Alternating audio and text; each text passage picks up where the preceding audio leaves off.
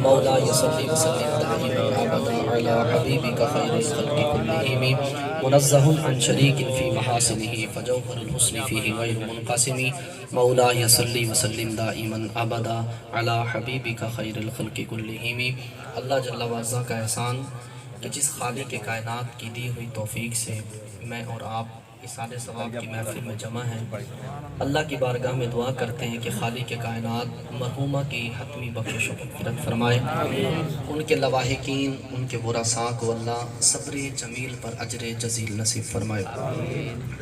آپ پریشان نہ ہوں، انشاءاللہ میں انتظامیہ سے بھی کہہ دیتا ہوں کہ جیسے ہی آپ کا مقررہ وقت ہو آپ سامان لے کر آ جائیے گا، انشاءاللہ وہیں پر بات کو ختم کر دیں گے تاکہ آپ لوگ ظاہر ہے آج جمعۃ المبارک بھی ہے۔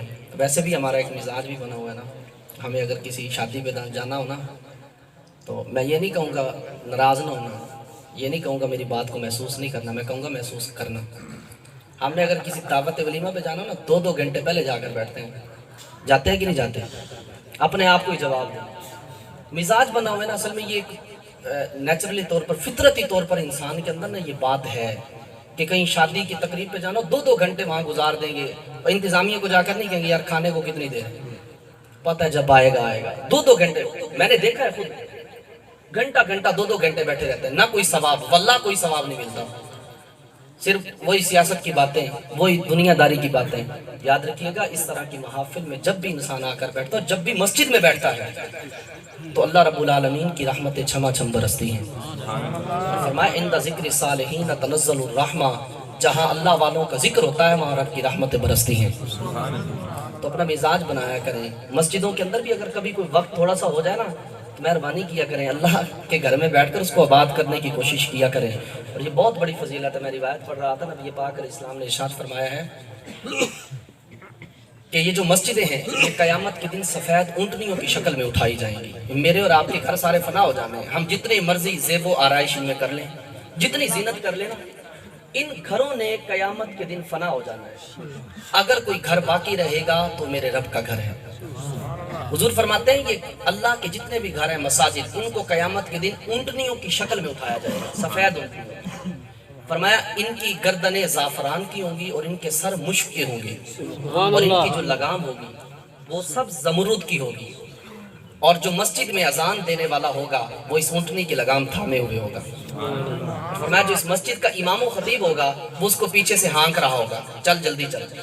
اور فرمایا اس مسجد کو جو آباد کرنے والے ہوں گے، وہ متولی ہیں، وہ نمازی ہیں، وہ کوئی بھی ہیں، آباد کرنے والے اس کے ارد گرد چل رہے ہوں گے۔ میرے حضور فرماتے ہیں قیامت کے دن میدان محشر سے وہ ایسے گزر جائیں گے جیسے بجلی گزر جاتی ہے، ایسی چمک سی آئے گزر جائیں گے، لوگ دیکھ کر حیران ہوں گے، اللہ کی بارگاہ میں عرض کریں گے الہی یہ کیا تیرے نبی تھے جو ابھی بجلی سے بھی تیزی کی صورت میں گزرے ہیں؟ اللہ فرمائے گا نہیں۔ وہ پھر پوچھیں گے مولا کیا یہ تیرے مقرب فرشتے تھے؟ اللہ فرمائے گا نہیں۔ وہ پوچھیں گے مولا کون ہے یہ؟ ہمیں نفسہ نفسی کی ہے، اپنی اپنی پڑی ہے ہر بندے کو، حساب کے لیے مارے مارے پھر رہے ہیں۔ الہی یہ بڑے مقرب بندے ہیں کہ بجلی سے بھی تیزی کے ذریعے گزر گئے، الہی یہ کون ہے؟ اللہ رب العالمین ارشاد فرمائے گا یہ وہ لوگ ہیں جو دنیا میں میری مسجدوں کو آباد کیا کرتے تھے۔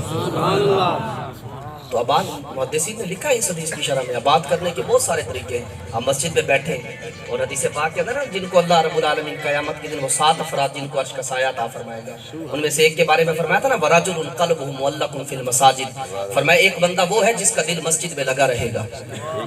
میں اور آپ سوچیں نا ہمارا کتنا دل لگتا ہے۔ ایک مجبوری ہے وہ ایک الگ بات ہے، المجبور کالمعذور وہ ایک الگ اصول ہے، لیکن اگر مجبوری بھی نہیں ہے ویسے دیکھیں نا یہاں سے ہمیں پتہ چلتا ہے نا ہم دنیا داروں کی بیٹھکوں میں گھنٹے گھنٹے گزار دیں اور رب کے گھر میں کو تھوڑی سی دیر لگ جائے تو ہم آوازیں بلند ہونے لگ جاتی ہیں۔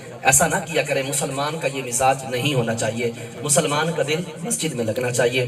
اللہ رب العالمین نے قرآن مجید میں ارشاد فرمایا وَغَرَّتْكُمُ الْأَمَانِيُّ حَتَّى جَاءَ أَمْرُ اللَّهِ، فرمایا تمہیں لمبی امیدوں نے دھوکے میں ڈالے رکھا یہاں تک کہ رب کا فیصلہ آ پہنچا اور وہ ہے موت۔ لمبی امیدوں نے ایسے دھوکے میں دیکھیں نا، بات کرتے ہیں نماز پڑھ لو کل سے شروع کریں گے، بزرگان دین فرماتے ہیں قبرستان ایسے لوگوں سے بھرے ہوئے ہیں جنہوں نے کہا تھا نماز کل سے شروع کریں گے، پھر ان کی کل قبر کے اندر آئے، مسجد میں انہیں نصیب نہیں ہوئی۔ آج یہ اللہ نے سب نعمتیں عطا فرمائی ہیں، ان کا قدر کیجیے۔ حضور نے فرمایا اپنی صحت کو، اپنی تندرستی کو اپنی بیماری سے پہلے غنیمت جانو۔ آج اللہ نے صحت عطا کی ہے، آج اللہ نے سب کچھ دیا ہے۔ میں ایک لڑکے سے بہت عرصے سے مل رہا تھا، ٹاٹے پور کے اندر ہی ہے، کافی عرصے سے میری اس سے ملاقات ہوتی تھی، بس کھڑے کھڑے ہی ہماری دعا سلام ہو جاتی تھی۔ تو مجھے کل اس کا فون آیا، مجھے آ کر کہتا ہے قاری صاحب میں نماز پڑھنا چاہتا ہوں لیکن میں نماز پڑھ نہیں پا رہا۔ میں نے پوچھا بھئی کیا مسئلہ ہے آپ کو، آپ نماز نہیں پڑھ رہے؟ آپ روزانہ تو مجھے بھی ملتے ہو ٹھیک ٹھاک ہو۔ کہتا ہے قاری صاحب بات یہ ہے میں ملتا تو آپ کو ٹھیک ٹھاک صحیح نظر آتا ہوں، لیکن نہ تو میں بیٹھ سکتا ہوں اور نہ ہی میں بیٹھ کے نماز پڑھ سکتا ہوں۔ میرے پاس صرف دو آپشن ہیں، صرف دو طریقے ہیں، یا تو میں کھڑا رہ سکتا ہوں یا پھر میں لیٹ سکتا ہوں۔ میں نے کہا بھئی ایسا کیا ہو گیا؟ کہتا ہے میری ریڑھ کی ہڈی کا مسئلہ ہے، میں بیٹھ بھی نہیں سکتا۔ میں نے کہا یار آپ تو ہمارے سامنے، کہتا ہے دکھنے میں ایسے لگتا ہوں، نوجوان ہے 22 سال اس کی عمر ہے، کہتا ہے دکھنے میں ایسے لگتا ہوں آپ کو میں، وگرنہ نہ تو میں بیٹھ سکتا ہوں، بیٹھ کے نماز بھی نہیں ادا کر، کھڑا بھی نہیں ہو سکتا زیادہ دیر نماز کے لیے، رکوع بھی نہیں کر سکتا۔ کہا کہ قاری صاحب سجدہ بھی نہیں کر سکتا۔ تب مجھے یہ بات یاد آئی، میں نے کہا واقعی تندرستی ہزار نعمت ہے۔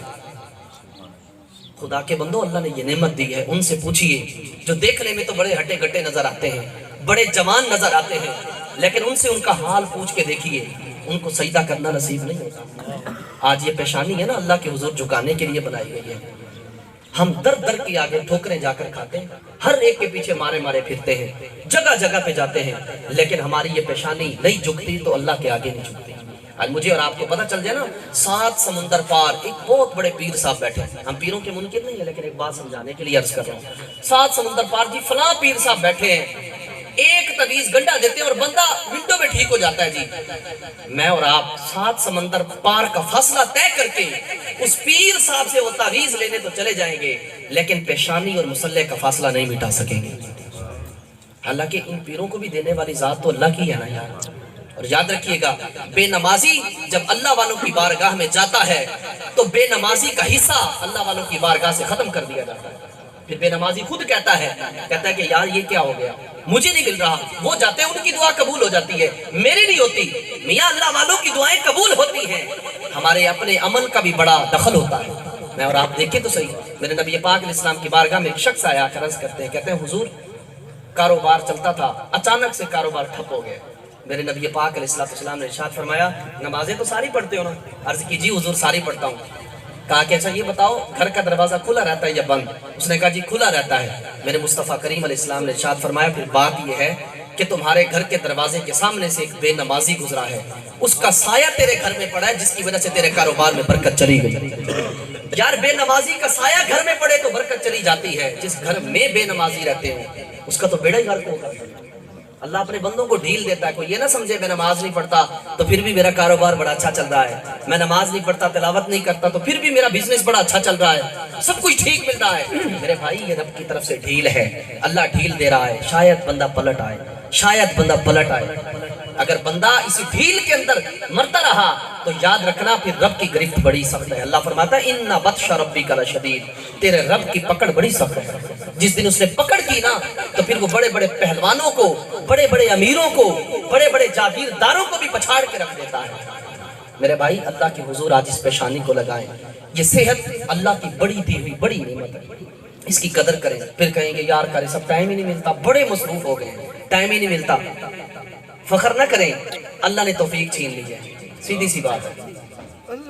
اگر ٹائم نہیں ملتا نا تو یاد رکھیں اللہ نے توفیق، اللہ نے دنیا میں اتنا غرق کر دیا ہے، اتنا غرق کر دیا ہے کہ توفیق ہی چھین لی ہے۔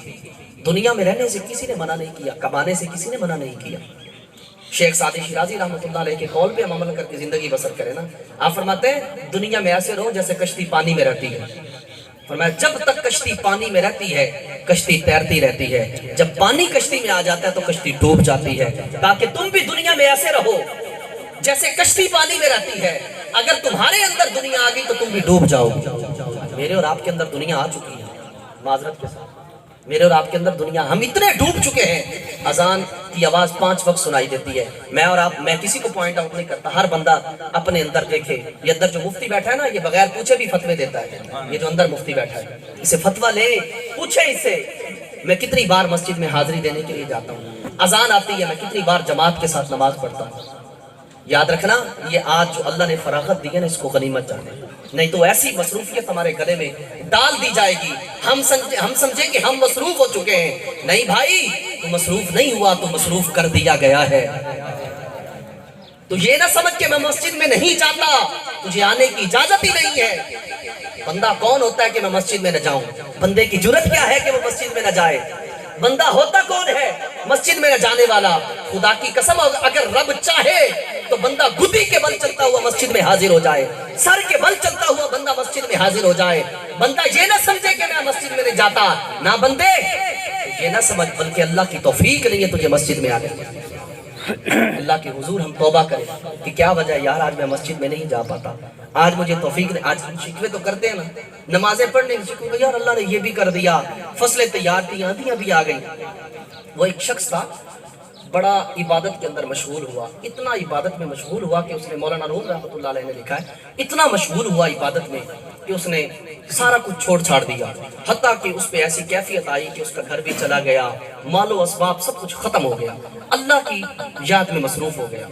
ایک دن اسی چکر میں چلتا چلتا ایک راستے کے کنارے جا کر بیٹھا، اس نے دیکھا کہ کچھ لوگ گھوڑوں پر سوار آ رہے ہیں، اور ان کی شان و شوکت یہ تھی، اس شان و شوکت سے آ رہے تھے کہ گھوڑوں کی جو زینے تھی، بیٹھنے کی جگہ تھی، وہ سونے کی بنی ہوئی تھی، اور بیٹھنے والے لوگوں نے شاہی لباس پہنے ہوئے تھے، سروں پر سونے کے تاج سجے ہوئے تھے، اور گھوڑے ایسے جا رہے تھے لگتا تھا جیسے کسی سلطنت کے شہزادے جا رہے ہیں۔ وہ بڑا حیران ہوا، اس نے کسی سے پوچھا میاں یہ لوگ کون ہیں؟ اس نے کہا یہ قریب والی جو سلطنت ہے اس سلطنت کے بادشاہ کے غلام جا رہے ہیں۔ بڑا حیران ہوا، یہ غلاموں کی شان و شوکت ہے؟ اللہ کی بارگاہ میں ہاتھ اٹھا کے بتا کیا کہتا ہے؟ کہتا ہے الہی شکوہ تو نہیں کرتا، لیکن اس بادشاہ سے ہی غلاموں کا خیال رکھنا سیکھ لے۔ میں شکوہ تو نہیں کر رہا، اس بادشاہ سے ہی غلاموں کا خیال رکھنا سیکھ لے کہ اس نے غلاموں کو اس انداز میں رکھا ہوا ہے۔ کتنی شان و شوکت کے ساتھ ایک میں بھی تیرا غلام ہوں اور میری حالت یہ ہے کہ زمین بوس ہوا پڑا ہوں، الہی کرم کر۔ کچھ دن گزرے تو ایک درویش وہاں سے گزرے، تو درویش نے ان سے کہا کہ کیا کر رہے ہو؟ کہا بیٹھا ہوں اللہ کی یاد میں مصروف ہوں۔ کہا آج تجھے ایک نظارہ کر۔ نے اسے پکڑا اور ایک میدان کی طرف لے کر گئے۔ وہ درویش دیکھا کہ وہاں پر کچھ گھوڑے ہیں، کسی کی گردن اڑی پڑی ہے، کسی کی ٹانگ کٹی پڑی ہے، کسی کا خون بہ رہا ہے، اور کسی شخص کا بازو کٹا پڑا ہے، کسی شخص کی بھی گردن کٹی پڑی ہے۔ دیکھ کے بڑا حیران ہوا، بڑا پریشان ہوا۔ تو اس نے کہا کہ درویش یہ لوگ کون ہیں؟ اس نے کہا یہ فلاں سلطنت کے غلام ہیں۔ کہا یہ غلام ہے؟ کہا یہ تو بڑی شان و شوکت کے ساتھ ہوتے تھے۔ کہا کہ یہ ماجرا کیا ہے؟ اس درویش نے کہا ماجرا تو میں نہیں جانتا، مجھے خواب کے اندر غیب سے آواز آئی ہے کہ تجھے جا کر یہ پیغام دے دوں، تجھے جا کر یہ پیغام دے دوں بندے تجھے شکوہ تو کر رہا تھا کہ خدا اس بادشاہ سے غلاموں کا خیال رکھنا سیکھ جائے، میرے بندے تو ان غلاموں سے یہ بھی سیکھ لے کہ بادشاہوں کے لیے قربانیاں کیسے دی جاتی ہیں۔ میں اور آپ بھی سیکھیں کہ اللہ کے لیے قربانیاں کیا۔ ہم ہر وقت آسائش پرستی میں نہ مبتلا رہیں، اللہ کے حضور جھکنے کی بھی کوشش کریں۔ اللہ کے حضور ہم نے ایک دن یاد رکھیے گا، ایک نہ ایک دن جانا تو ہے نا، رب کے حضور پیش ہونا ہے نا، پھر کفن میں منہ چھپاتے ہوئے جائیں گے، بہتر نہیں ہے کھلے منہ سے اس کی بارگاہ میں حاضر ہو جائیں۔ دلا غافل نہ ہو یکدم، یہ دنیا چھوڑ جانا ہے، باغیچے چھوڑ کر خالی زمین اندر سمانا ہے، تیرا نازک بدن بھائی جو لیٹے سیج پھولوں پر، یہ ہوگا ایک دن بے جان اسے کیڑوں نے کھانا ہے۔ میرے بھائی یہ دنیا کا ساز و سامان ادھر ہی رہ جانا ہے۔ آئیے آج کی سال ثواب سے نیت لے کر جائیے، اور کچھ نہیں کرنا، نیت لے کر جائیے۔ میں نہیں کہتا آپ داڑیاں رکھیں، میں نہیں کہتا آپ جبے کبے لگائیں، ایک نیت لے کر جائیے کہ انشاءاللہ آج کے بعد میری کوئی نماز قضا نہیں ہوگی۔ نیت لے کر جائیے۔ اور یار بڑے سیاستدانوں کے لیے ہاتھ کھڑے کرتے ہیں، کوئی ثواب نہیں ملتا، رب کعبہ کی قسم نہیں ثواب ملتا، کسی حدیث سے ثابت کرو۔ لیکن قرآن کے اندر اللہ نے فرمایا الیوم نختم علی افواہہم وتکلمنا ایدیہم وتشہد ارجلہم بما کانوا یکسبون۔ قیامت یہ جو منہ ہے نا بڑا جھوٹ بولتا ہے، زبان بڑی جھوٹی ہے، قیامت کے دن اللہ اس پہ مور لگا دے گا، اس کو بند کر دے گا، پھر ہاتھ بولیں گے مولا یہ کرتا تھا، پاؤں بولیں گے اللہ یہ کماتا تھا، ساری چیزوں کی گواہی آزاد دیں گے۔ آؤ اللہ کی رضا کے لیے صدق کے دل سے، اگر دل میں سچی نیت ہے تو ہاتھ کھڑے کر کے نیت کرو، اگر نیت سچی ہوئی موت آ بھی گئی تو اللہ بخشش کا ذریعہ بنا دے گا۔ اور نیت کرو کہ انشاءاللہ آج کے بعد کوئی بھی نماز قضا نہیں ہوگی انشاءاللہ۔ اللہ پاک ہم سب کو عمل کی توفیق عطا فرمائے۔ انداز بیاں اگرچہ شوخ نہیں، شاید کہ اتر جائے تمہارے دل میں یہ میری بات، وما علیہ الا البلاغ۔